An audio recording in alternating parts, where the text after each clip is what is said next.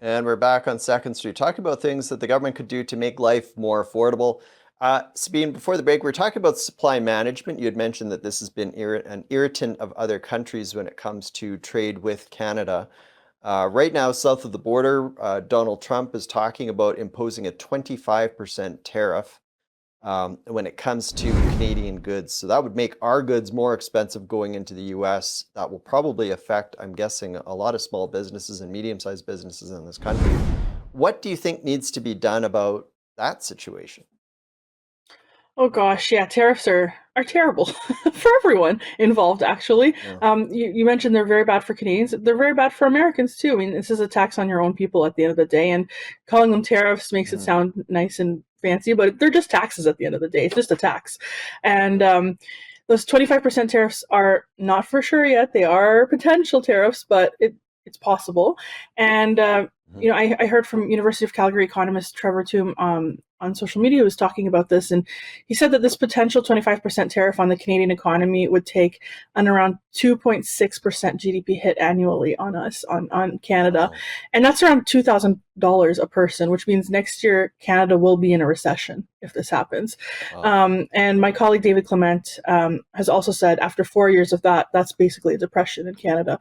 This is the last thing that we need, especially when we're facing this affordability crisis that we've been talking about this whole time together. This is the last thing we need to have to deal with.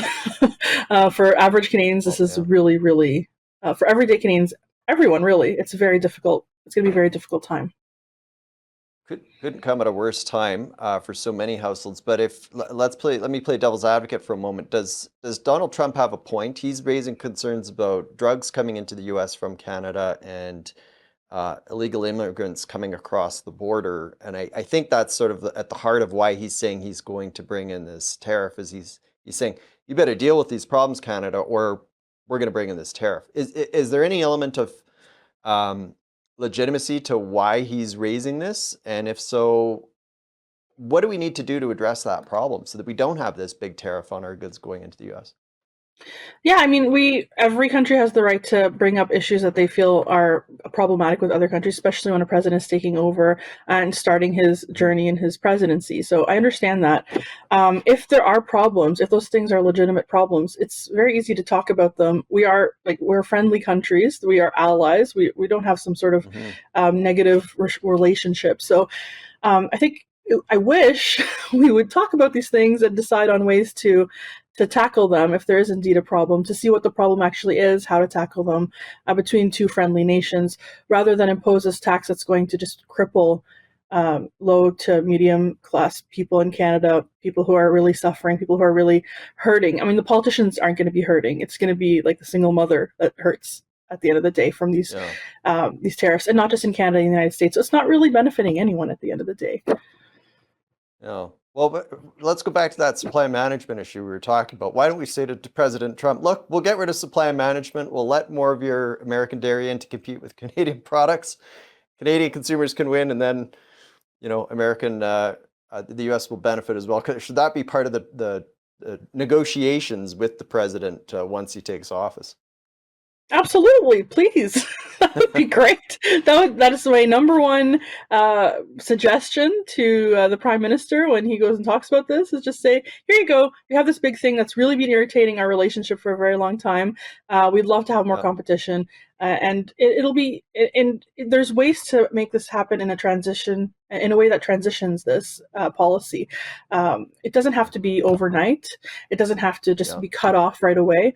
So there are ways to make that happen. We just have to get to the point where we're talking about it, even talking about it at least a little bit. That would be great. So of course that There would we be a go. great Okay. idea, Colin. Prime Minister Trudeau, if you're listening, Sabine has some good ideas there. Let's shift to Canada Post quickly. Obviously, they're on strike right now. It's causing hardship for Canadian families. It's also affecting businesses too. What do you think needs to be done with the Canada Post situation?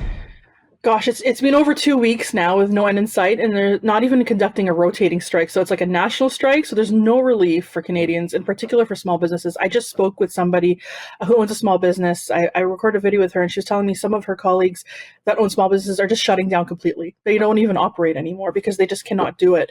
They used to be able to ship something for $2, now it's 20, and so they're just finding it easier to shut down. This is a problem of monopoly, if anything, and in this case, in the Postal Service, monopoly is always difficult. Lack of competition is always difficult, and that monopoly is allowing the Canada Post to hold Canadians hostage before the holidays at the most impactful time.